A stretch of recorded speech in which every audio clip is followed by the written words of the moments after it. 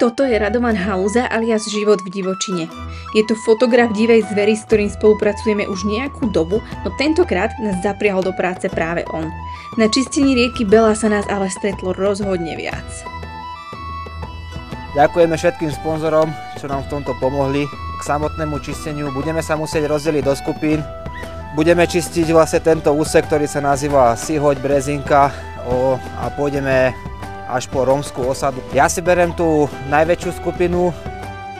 Jasné, že chceli ísť každý s Radom, veď to bola predsa jeho akcia.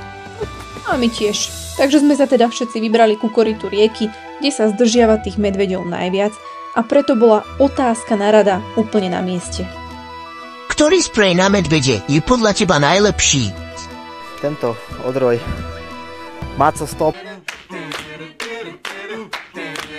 Týždeň som tu sledoval situáciu v noci, konkrétne na tomto poli bolo 16 medveďov v noci.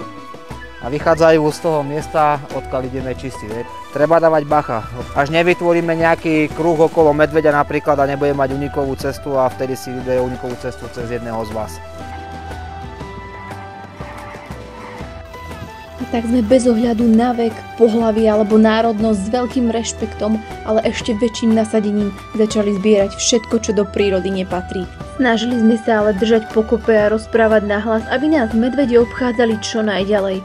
Veď sme im prišli upratať rovno obývačku, ktorej sme ale okrem starej telky našli aj pneumatiky, lyže, plastové fľaše a kopu iného odpadu. Medvede sa nám neukázali, ale veríme, že po našom odchode si pokojne užili čistejšie koryto rieky, minimálne tak, ako sme si my užili výborný guláš a nabitú tombolu. Chceš nás stretnúť aj na ďalšej akcii? Napíš nám do komentára, kde by si nás chcel stretnúť a my sa na to pozrieme.